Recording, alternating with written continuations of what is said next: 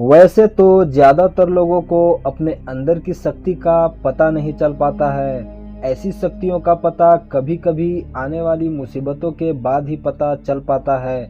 आज हम आपको ऐसी ही व्यक्ति के बारे में बताने जा रहे हैं जिसकी अंदरूनी शक्ति ने उसे 438 दिनों तक जिंदा रखा था।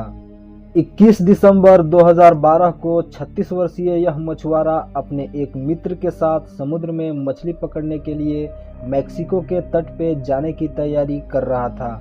ये दोनों अपने साथ करीब 70 गैलन फ्यूल, 10 गैलन पीने का पानी और 15 पाउंड खुद पर लगने वाला चारा, बाल्टियां, जीपीएस और मोबाइल फोन जैसी सारी जरूरत का सामान अपने साथ लेकर गए थे।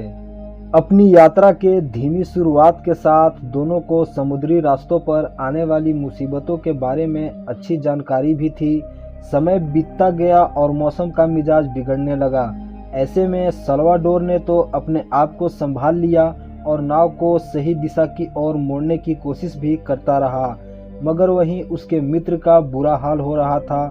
हिलती डुलती नाव के कारण उसे उल्टियां होने लगी थी। कुछ समय बाद तूफान थमा और दोनों ने अपने आप को संभाल तो लिया, मगर इस तूफान के चलते दोनों किनारे से काफी दूर निकल गए थे।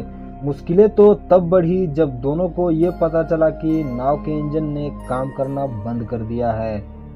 बदकिस्मती से इनका जीपीएस भी काम करना बंद कर चुका था।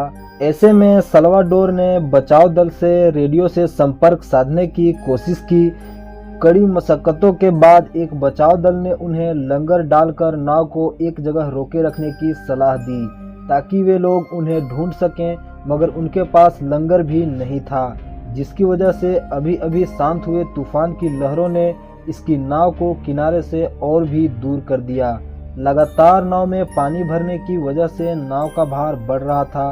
कहीं नाव पलट न जाए, इस वजह से उन्हें अपनी पकड़ी हुई 500 किलो तक वजनी मछलियों को समुद्र में फेंकने का निर्णय लेना पड़ा। अब जिंदा रहने के लिए करीब 14 दिनों तक ये दोनों जेलीफिश और कछुआ पकड़ने लगे थे।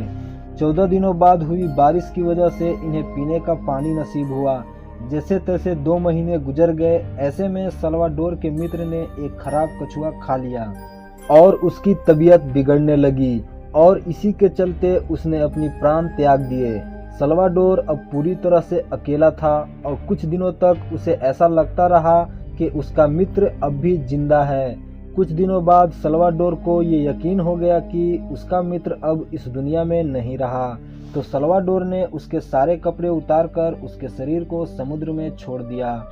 सल्वाडोर हर रोज अपने सामने से बड़े बड़े जहाजों को जाते हुए देखता था, मगर वो सारे जहाज उसकी पहुंच से काफी दूर थे। ऐसे में सल्वाडोर को एक और तूफान का सामना करना पड़ा, लेकिन इस तूफान ने सल्वाडोर को ऐसी जगह ले गया जहां शायद उसकी जान बच सकती थी।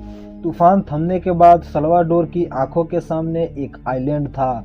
समुद्र में करीब 438 दिन बिता चुके सल्वाडोर के हाथ पांव और शरीर पूरी तरह से कमजोर पड़ चुके थे। ऐसे में न्यूजीलैंड के पास मार्शल नामक आइलैंड के लोगों ने सल्वाडोर की जान बचाई।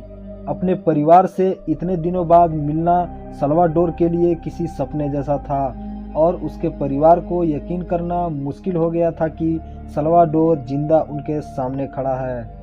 सल्वाडोर जब अपने मित्र के परिवार वालों से मिला तो अपने मित्र के परिवार को सारी बात बताई, पर उन लोगों ने सल्वाडोर की बातों पर विश्वास न करते हुए उसी पर अपने मित्र को मारकर उसका मांस खाने का गंभीर आरोप लगा दिया।